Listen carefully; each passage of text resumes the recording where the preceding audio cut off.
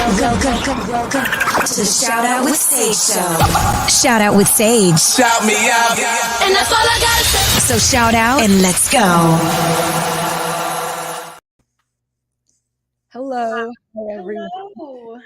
We welcome to Streaminn HUBB Radio. I'm Sage Stevens, the host of Shout Out with Sage. And today my guest is an actress who you can see starring in the film Tila and the Masters of the Universe, directed by Jonathan Martin and music by multi-Emmy nominated Patrick Hogan and stunts by Christian Kang Bakini. So by the power of Grayskull, let's start the interview with Emily Ashby. Hi, Emily. How are you today? Hi, Sage. I am doing wonderful, and thank you so much for having me. Thanks for being here. Thanks for taking the time out of your day. It seems like you got a lot of press for this film, even though it's a short. So how did all that happen for you? Was that planned ahead of time, or did that just sort of happen serendipitously? So that actually was not planned. We were so fortunate. So initially, we weren't planning on releasing the video or the film out to the public. That was actually a decision we made after the fact because the film is an audition piece. However, when we discussed and we talked with my manager about it, we decided to release it. And we weren't sure what to expect. I've never ever released an audition piece out to the public. And so we actually got contacted by Movie Maker magazine, as well as several other publishings to request that they could publish it for us, which was wonderful. So right. Obviously, yes. That's great. You've worked with the stunt coordinator. Was stunt something new to you? Have you done that before? So stunts actually was a little bit newer to me. So I had actually worked on some stunt training before COVID hit. But I do have a background in martial arts. So that's kind of where it stemmed from, was my background in martial arts. However, I hadn't done the stunt training until just a few years ago. And I started working on that. Then COVID hit. And so I wasn't able to do as much stunt training during COVID. And so this was actually something that we kind of picked up where we left off. And we actually only had a week of stunt training to work on this piece, which was a little bit crazy, especially not doing any stunts for a while. So, right. Did you do a lot of takes for each stunt, or was it pretty easy? Or it actually was pretty, I wouldn't say easy, actually. Easy is a tough word when it comes to action in general. But I would say we didn't do a ton of takes because we didn't have a ton of time for takes. We actually shot the whole thing in 2 days, which was a little bit, typically on a scene like this, you'd probably want more like a week. So we only had the 2 days. So we didn't have very much time. We had to kind of nail it. And with the week's rehearsal time, that gave me time to kind of know the choreography for the most part. But there is a fun story when it comes to some of the choreography that I can tell you if you want to hear it. For sure. A good story is always a good story. So go for it. I always love good stories, right? Yes, exactly. Yeah, so we had the 2 days to shoot, and Jonathan had written out our initial script. And we had actually a slightly different plan when we had choreographed the film. And so for the second day, when we were realizing all that we had left to shoot in the script, we had to re-choreograph it. And so similar principle in the storyline. However, we changed up the entire choreography. So me and the stunt actors and Christian Kang Bakini, he actually came up with Jonathan a whole new choreography for that second day. And so that second day we shot 77 setups, and we actually just rehearsed and then shot. So we didn't know the choreography. Christian went through everything with us. We just kept rehearsing it, and we'd get those shots, and then we'd move on. So yeah, there was a bit of planning and not planning involved with it. What other hurdles did you face when developing the film? It sounds like you had a couple there. So I love that you ask these questions, because these are questions that are good for people to know. And anybody, I know you have a background in film too as well. It's like anybody in the film industry understands that usually on any film set, you have hurdles.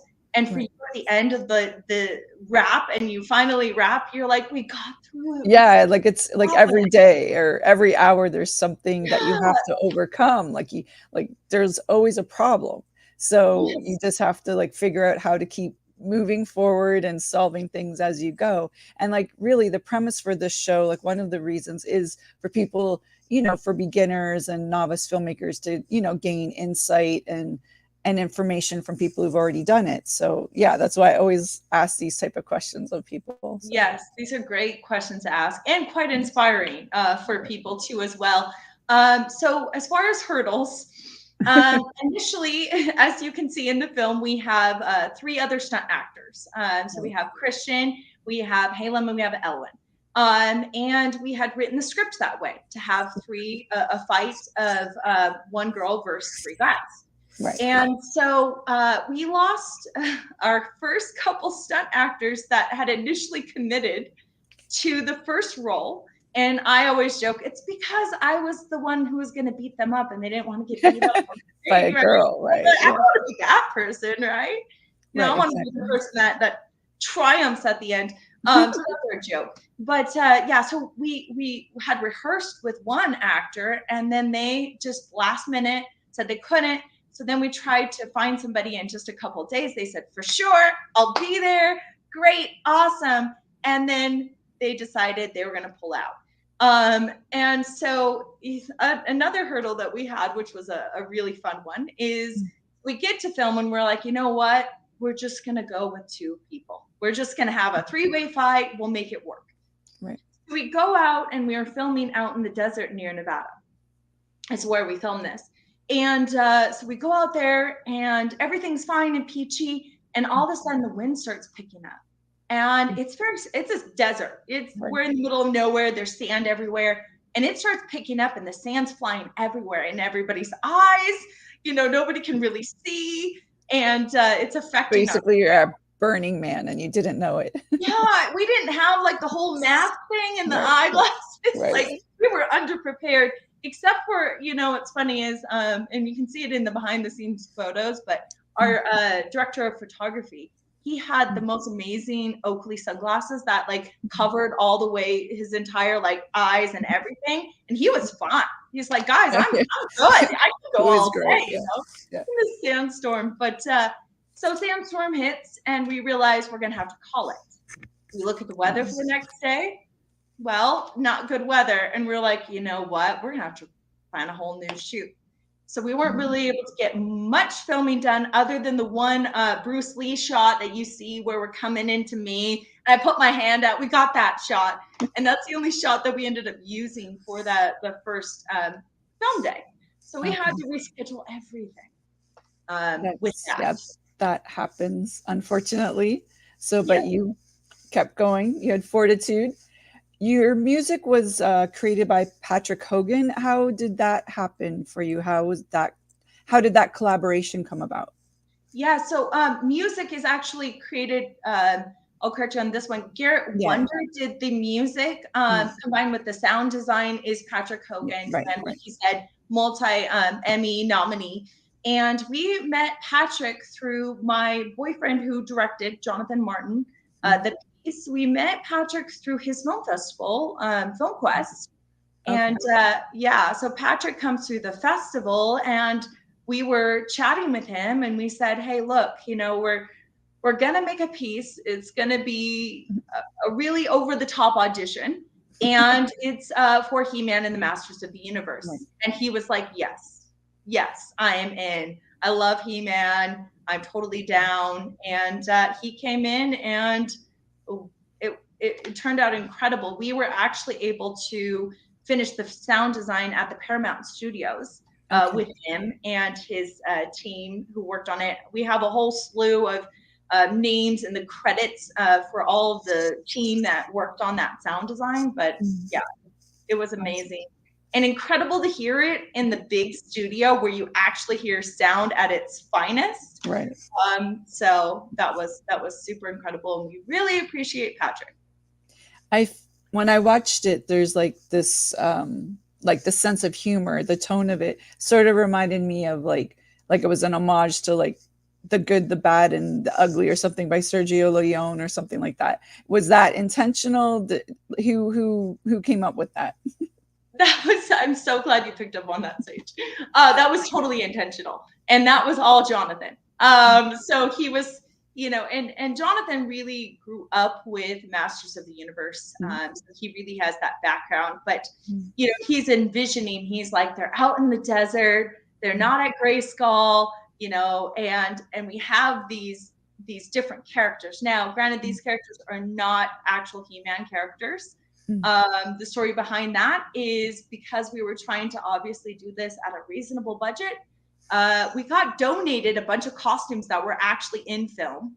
Yeah, the costumes are amazing. Like the whole production value and set, you know, everything looks amazing. So yeah. Well, thank you. Yes. And that was a huge donation, and we really appreciated that. And so we're like, we're going to come up with these characters. And so Jonathan was like, they're going to have a duel. You know, it's going to be this moment, this Western Good, the Bad, and the Ugly exact moment, you know, where they come in, they all see the sword, they want the sword, and now we have that classic Western moment. And you can hear that also in the music, and there's an homage to that Garrett Wonder, who did the score, which we also have the score as a solo online too as well. So he kind of incorporated a little bit of those Western feels.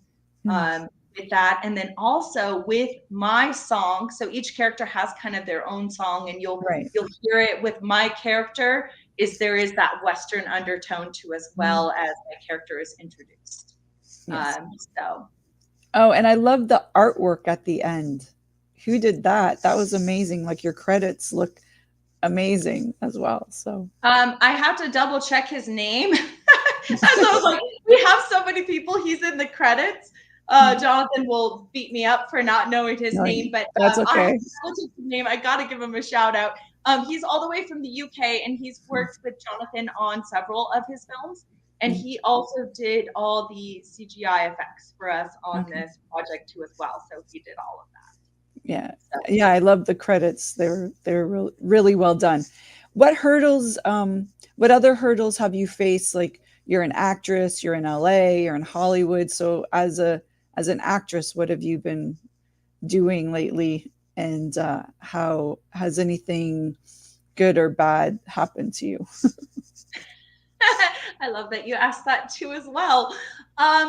And as you know, the industry, there's always going to be a rough side to the industry. And I view it kind of like it's all about how you look at it.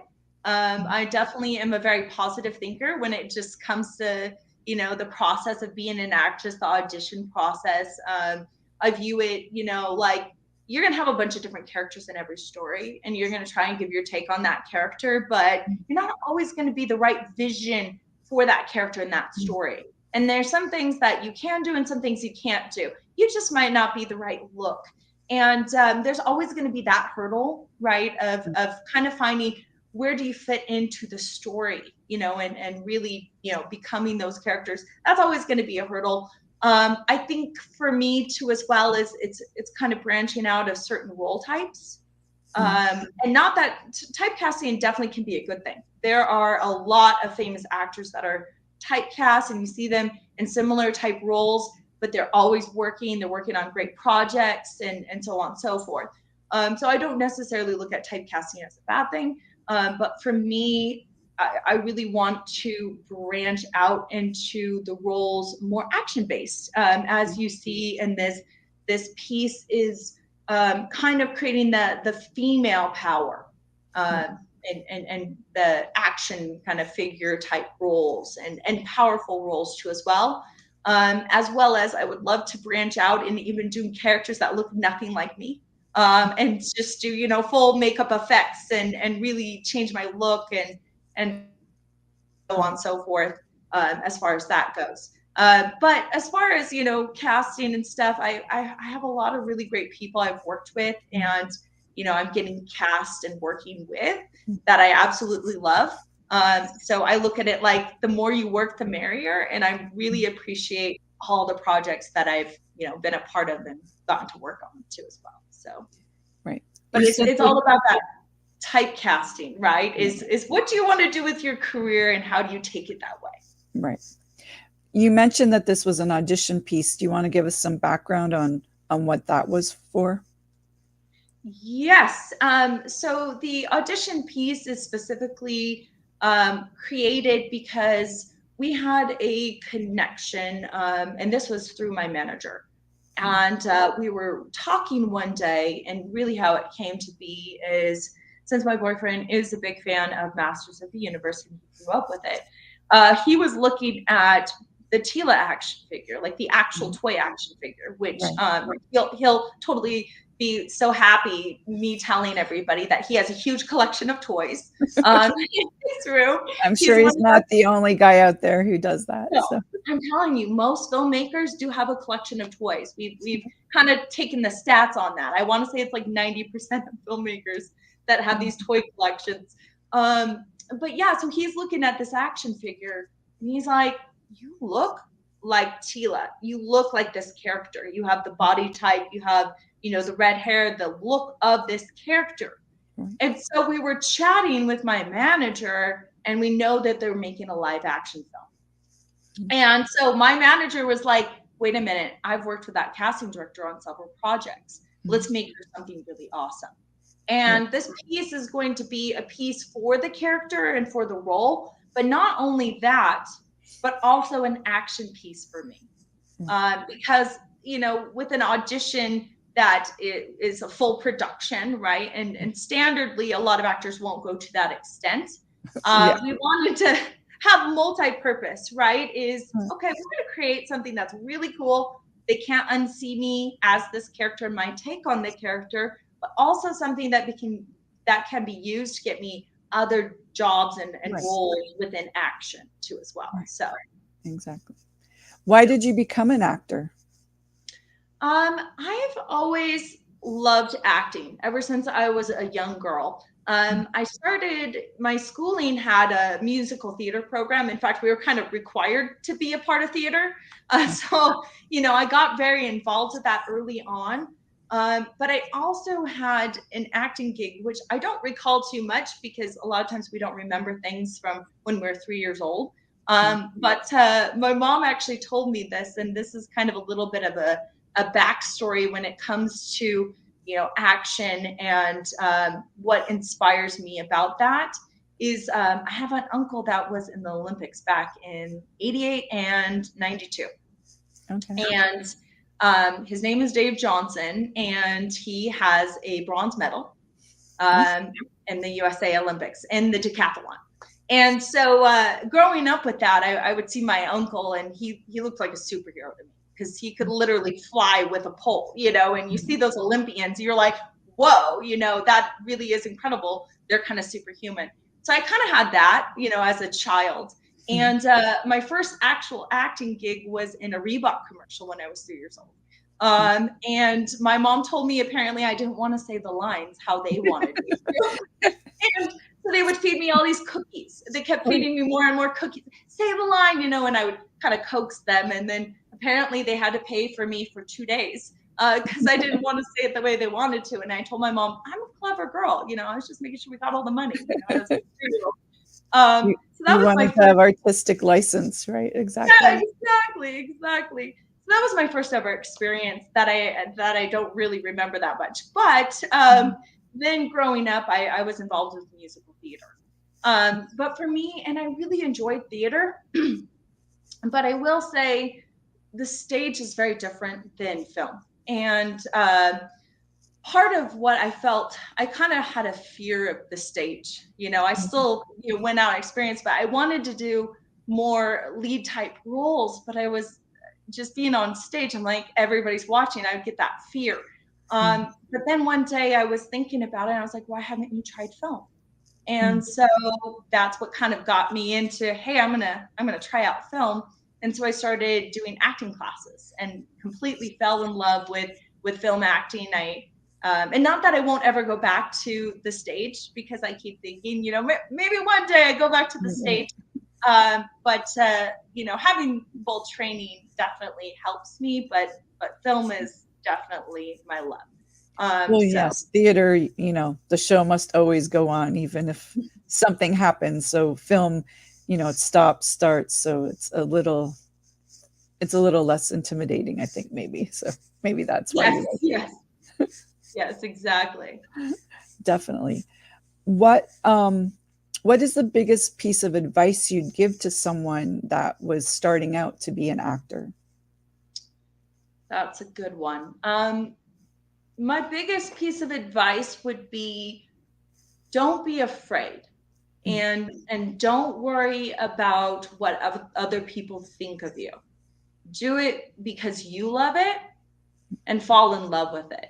And to me, I think that's the most important thing, because you look at a lot of actors, even some of these big, great actors, big name actors that we absolutely love, and the criticism that can come with that too as well.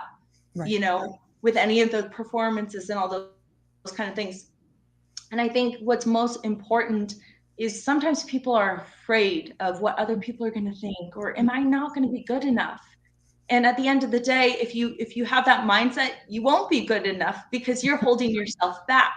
And oftentimes we're the ones who limit ourselves when it comes to our capabilities. And so I would say, just go after it.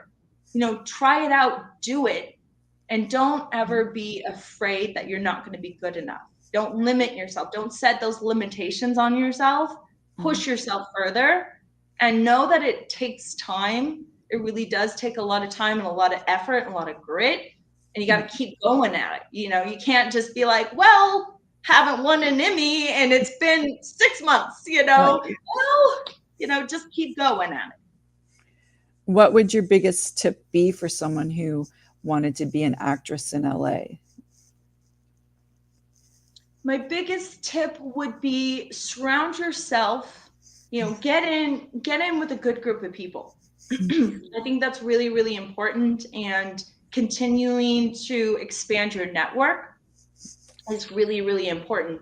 I think sometimes some people may forget that having the network and just continuing to meet people and expand, honestly, those face-to-face connections are so important. And that's where people get to know you, and they're like, oh, I like that person. You know, I really want to work with them, because I also like to be around them. You know, I could see myself spending multiple months working on the film project with them, right? Because, you know, they're familiar with you and your personality.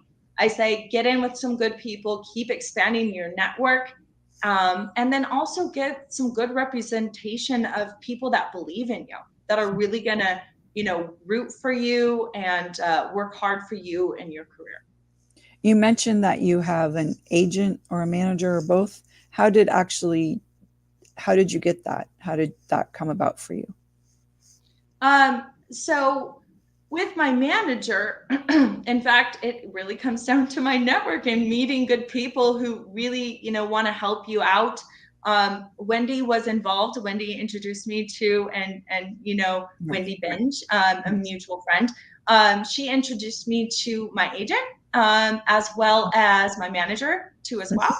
And so, you know, I'm telling you guys, like, really the best thing is just meeting good people, you know, being around really good people that, you know, want to befriend you and help you, and you help them, and it's a give situation.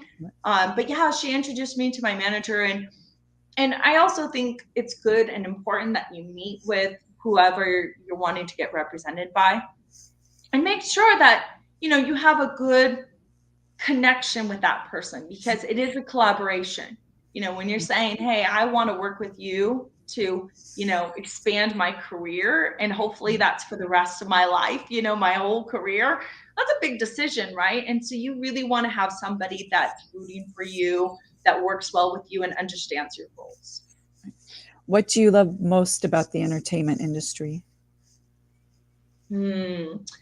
What I love most is a great story. when it comes to, a film. To me, there's so much involved in the industry with a big collaboration of different artists, and that is involved in an entire production. There are so many people that are so talented in so many different ways working for that entire production to make that story come to life. And for me, I love most just seeing that story come to life and being a part of that. No matter how big the part is in the story, it's just when you see it all come together and then the impact that has on the audience. The film industry is so important. It is such an important entertainment, not just for the enjoyment of it, but just the impact that these stories have on people. We all love to go to the cinema. It's a cinema therapy, right? Yeah. Go to the cinema to have a good laugh, to have a good cry, and so just being a part of that, like, to me, that's just magic, What do you see yourself doing in 5 years? Where do you want to be? What's your career? Where are you?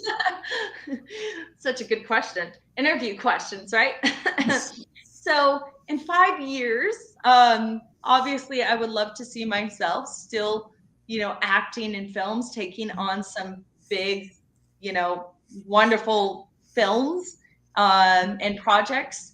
I would also like to see myself designing clothes. That's always been on the side. Something I'm going to do and make happen is having a clothing line. And doing the fashion design and having my own designs. I would love to do a runway show. So that definitely is something I would love to do one day. And then, I'm going to be getting married this year Wow. sometime. Congratulations. So, That's amazing. Thank you. Well, thank you. And so just continuing our life. And my boyfriend and I will be doing a feature film together this year. So what other projects? So that sort of leads me. What other projects do you have coming up? What are you working on next? So I just wrapped a feature film in LA just a month ago, and that is a horror film that will most likely be done by the end of the year, it sounds like. And so there will be more information on that. So I wrapped that, and then right now we're working on a screenplay for a feature film that we're hoping to film in the next 5 months or so. So we're going to make that happen, and Jonathan will be directing that. What is success to you?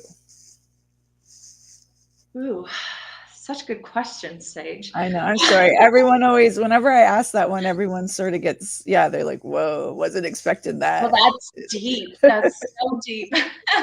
Success to me is doing what you love.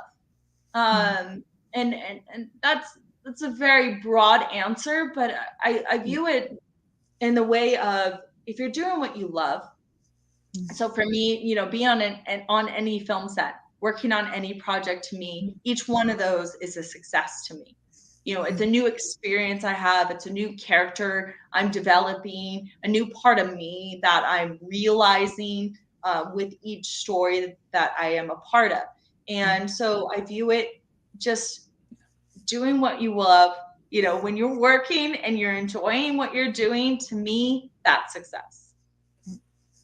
And the show is called Shout Out with Sage. So is there anyone that you'd like to get a shout out to that's been pivotal or inspirational to you, or like maybe gave you a shove when you're, not in a great place?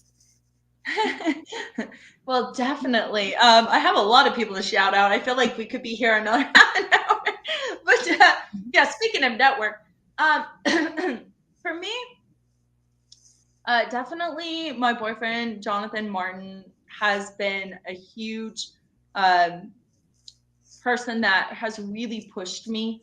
And I think as an actor, you're always going to have your times where you're down a little bit on yourself and you're like, why am I not working 24/7? And you're hard on yourself. And he's always there. He's always doing auditions with me and pushing me and going above and beyond, doing this Sheila audition with me too as well. Yeah, that was, I mean, if that's not devotion and love, to do a whole, that was yeah, it was a very strong movie for an audition. Well, thank you so much. And that's how you know, if he's not my biggest fan, I don't know who is Right. when it comes to that. And he's always pimping me out. In fact, it's funny because he's not my manager, but half the time he is my manager in a way, because he's like, hey, you should cast my girlfriend. Do you want, a redhead in your film? Okay, cast my girlfriend. And he's, always pimping me out. So Right. He's definitely a huge support. So always him, of course, and I'm always supporting him too as well. Reading his scripts and giving. We work well together when it comes to actress and filmmaker, and working on projects. But also Wendy Benj. She's always, as you know, Wendy. Yeah, we both know Wendy, which is how this happened today. So exactly, yes. That's why I'm here today, is because of Wendy, as well as she's pimping me out, introducing me to you, and always rooting me on, introducing me to anybody in the industry that she thinks that will help me. She's been wonderful and a true friend to me. So I always appreciate you, Wendy. And thank you for introducing me to Sage, because I love Sage is that we're two redheads, Yes, I know. I was like, ooh, I've had a few other, yes, exactly. I've had a few other redheads. I'm like, I think we're only like 6% of the population, but on my show, I've had a couple other musicians, and there's someone else who was a redhead. I forget, but yeah, I'm like, woohoo. Woohoo! Yes, go redheads. Yeah. So yes, definitely Wendy. And definitely shout out to everybody who worked on the project for the Tila project, because I will say, to make a project like this, it looks a lot more expensive than we spent on it, because of the donation of time that everybody gave, and doing it for much cheaper than they're worth, just to make this happen for us, which we appreciate so much. So Patrick Hogan and his entire team that he brought together to do the sound. I mean, sound is so essential when it comes to film, and they just did phenomenal.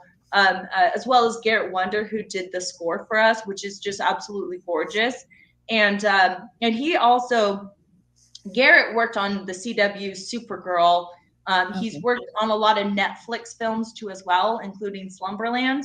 And he's apparently signed on to do a big Netflix animation, which we don't know what it is yet. So he's phenomenal. He does great work.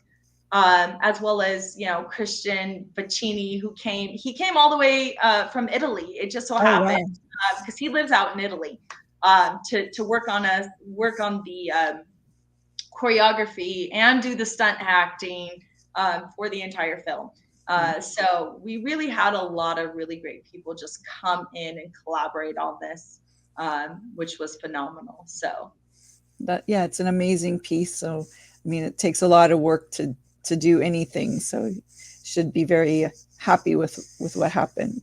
Where else can we find you? Where are you on social media?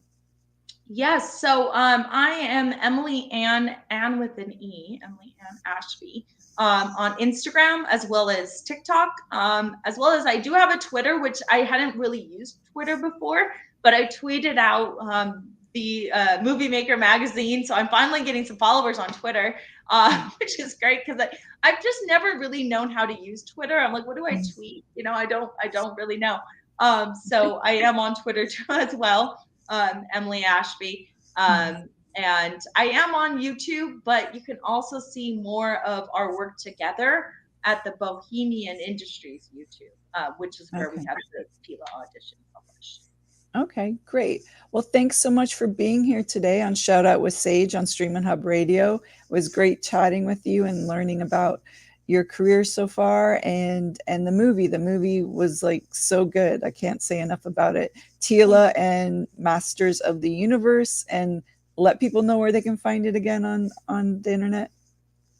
It's going to be at Bohemian Industries, but however, if you just YouTube Tila, it's the first thing that comes up. So we did make it to the top because we hit over 500,000 views on that, which was really great. So yeah, just search for Tila in YouTube and you will find it. Okay, great. Well, thank you so much, Emily, for being here today. I'm sure I'll see you around somewhere at some event or bump into you when we're hanging out with Hopefully just Wendy. meet in person next time. Yes, exactly. Exactly. Okay. Thanks so much, Sage, for having me. Thank you. Thanks for being here. And thank you everyone for watching today. This is Sage Stevens, the host of Shout Out with Sage on Streaminn HUBB Radio. And see you next Wednesday at 4. Bye everyone. Have a great day. Thank you. Bye. Bye. Bye.